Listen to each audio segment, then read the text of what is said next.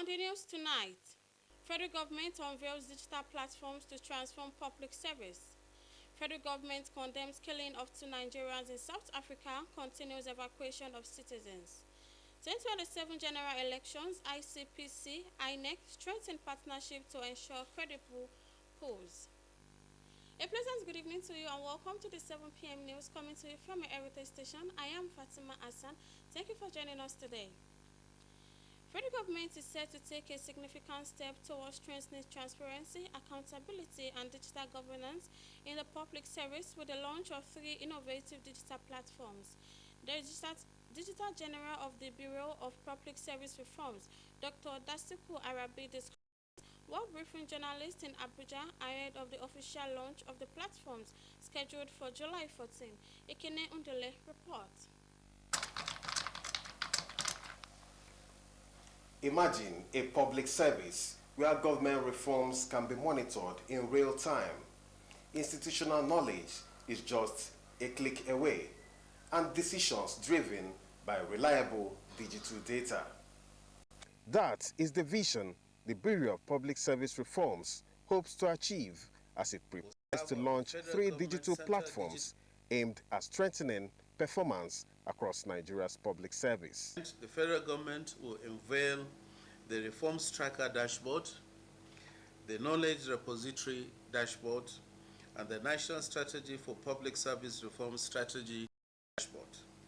Together, these platforms form an integrated digital ecosystem that will transform reforms as mentioned, documented, and communicated across public service.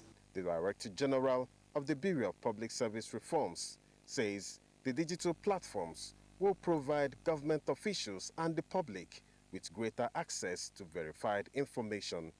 The dashboard will enable decision makers to monitor progress across the strategy pillars, building blocks, identifying implementation gaps, celebrate achievements, and make information policy decisions.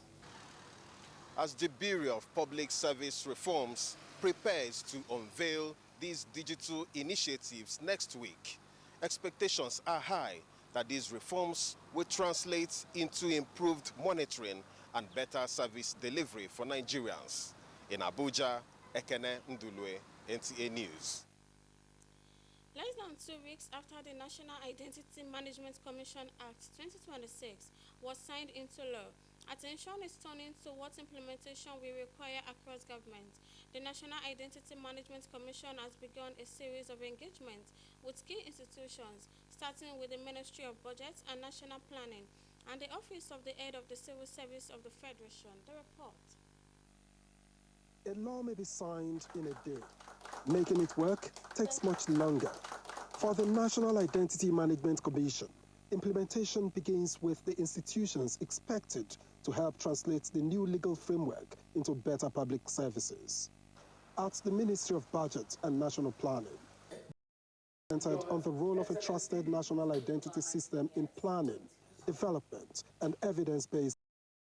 A trusted digital identity system enables more efficient planning, evidence-based policymaking, improved social protection, targeted government interventions, and enhanced revenue generation. The next stop was the Office of the Head of the Civil Service of the Federation, where attention turned to the implementation across government.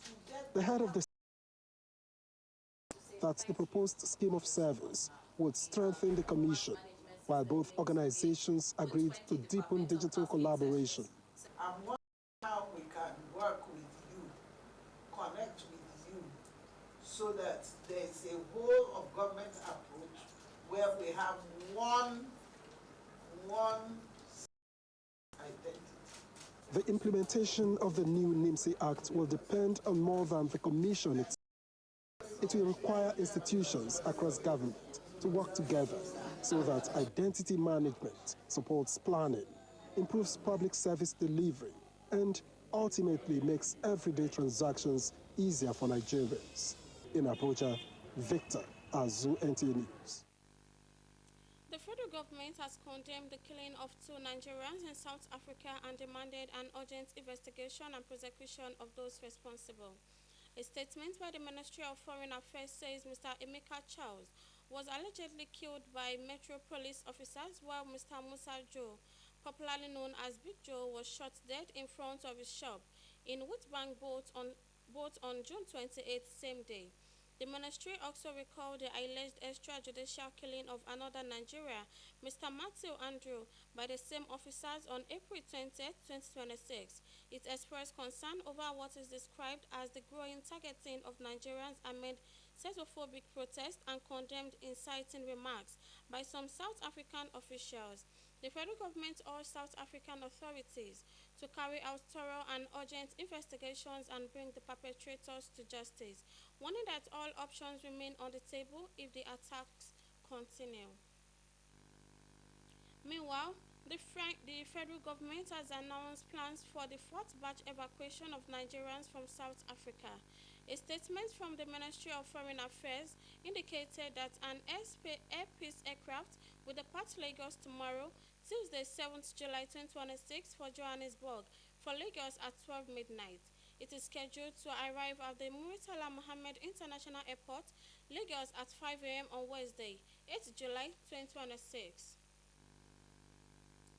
The Minister of State for Petroleum Resources, Eniken, has conveyed a stakeholders' engagement to examine the market forces shaping Nigeria's downstream sector, and why, despite the global easing of crude oil prices, petroleum prices remain high. The meeting centered on developing sustainable pricing models that can cushion Nigeria against external shocks while ensuring value is maximized across the value chain. Lydia Sampson completed the report. Supply chain interruption, either domestic or global, often leads to increased prices and demand. The irony is, the increase is often reflected at the pumps immediately, while the opposite is the case for reductions. The regulatory authority says these must change. As a responsible regulatory authority, it is our duty to step in alongside you, our valued partners, to interrogate the market forces, understand the operational bottlenecks, and directly address this disconnect between falling replacement costs and sustained retail prices. We need to build a transparent ecosystem where the benefits of market improvements are passed down to the Nigerian consumer in a timely and fair manner, whilst protecting the sustainability of businesses. The company urged operators to engage constructively, stressing that energy remains fundamental to the nation's economy. He noted that although the market has been deregulated, deregulation must never be mistaken for a license for excessive profiteering. Engagements are ongoing. We had very fruitful, and frank discussions with the marketers and the leaders of the downstream sector of the petroleum industry, with a view to, driving down the price of, PMS. The engagement brought together key industry players to interrogate pricing trends and chart a common path forward, one that balances investor confidence with consumer protection. What we are trying to encourage our local refinery. So let the government allow the local refinery to function properly and assist those who intended to do refinery too. Stakeholders are expected to return with clearer strategies on pricing discipline and market accountability as Nigeria works to insulate its energy sector from the volatility of global markets. In Abuja, Lydia Sampson, NTA News. We'll be right back after the break. Please stay with us.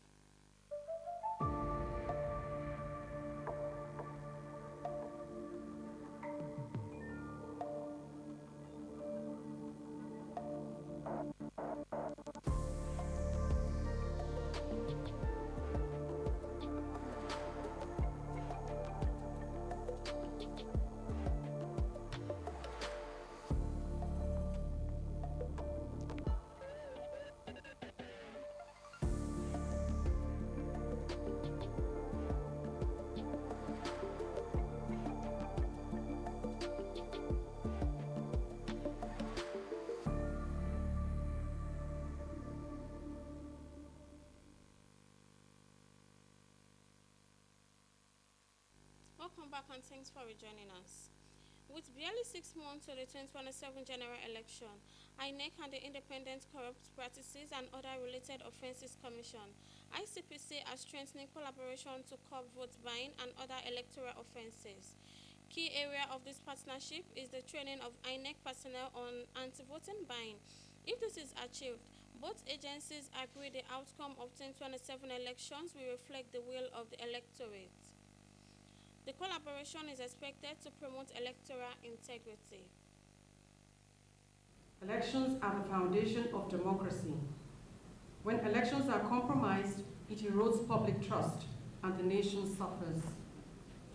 The fight against corruption requires collective action. It is in the light of this that ICPC is partnering with INEC on this sensitization workshop. Our expectation of this training is that the staff of the Commission will have a better and enhanced understanding of the legal framework guiding elections. The process towards free, credible election starts from the inner room. So that is why we are starting with them.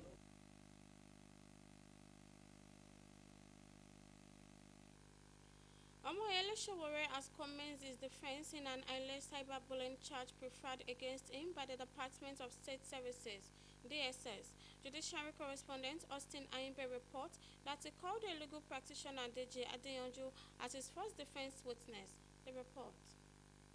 Counsel to the defendant Bamidele Fuska, senior advocate of Nigeria, called a legal practitioner Nta Ijebu Ode as the first defense witness.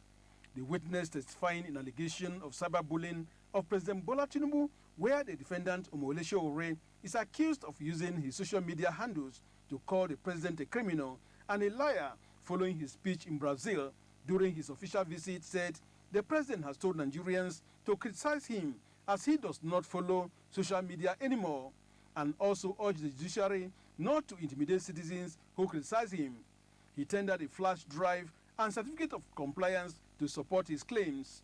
The flash drive is to be played in the next adjourned date and for the witness to be cross-examined. The case is therefore adjourned till 13th of July 2026. Meanwhile, the prosecution counsel Akinlolu Kehinde, senior advocate of Nigeria, urged the court to remand Sowore, having not been able to meet the bail conditions set on the 30th of June 2026, having been released to his counsel to obtain his passport from the U.S. Embassy in Lagos. But the defense counsel, Fuska, senior advocate of Nigeria, prayed the court to allow the defendant with him till the next adjourned date, as the bail conditions will be met before then, as the whole idea of bail is to make the defendant appear in court. Justice Umar, having listened to them, ruled that he will wait till the close of work on Monday to see how far they have gone with the fulfillment of the bail conditions. From the Federal High Court, Abuja, Austin Anyebe, Nta News. A magistrate court sitting in Abeokuta, Ogun State, has ordered the remain of the 3 suspects allegedly involved in the murder of a retired broadcaster, Nta Ijebu Ode, and a security guard, Pelumi Adetayo, for the next 60 days.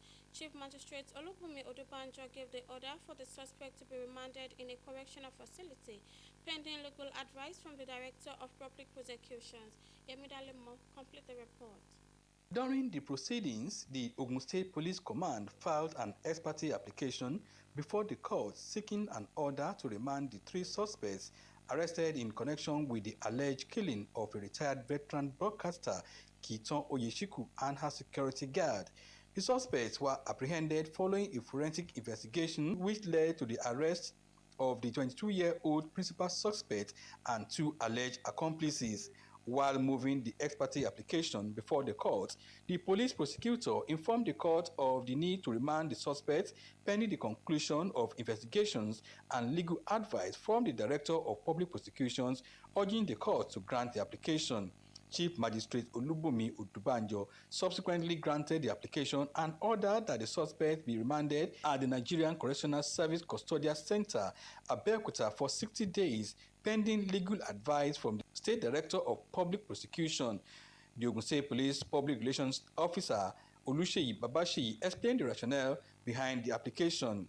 You know that the murder of Madam Nta Ijebu Ode and security guard Pelumi and this is an onward review of the case that justice will be served as the Ogun State Police Command is under the leadership of CP Bode Ojajuni, PSCF, CSS, MNIPR, making sure that no stone is left unturned for justice to be served. That's why the case is in court. As you see, investigations have been concluded, and the next leg of action is for the judiciary to take its course.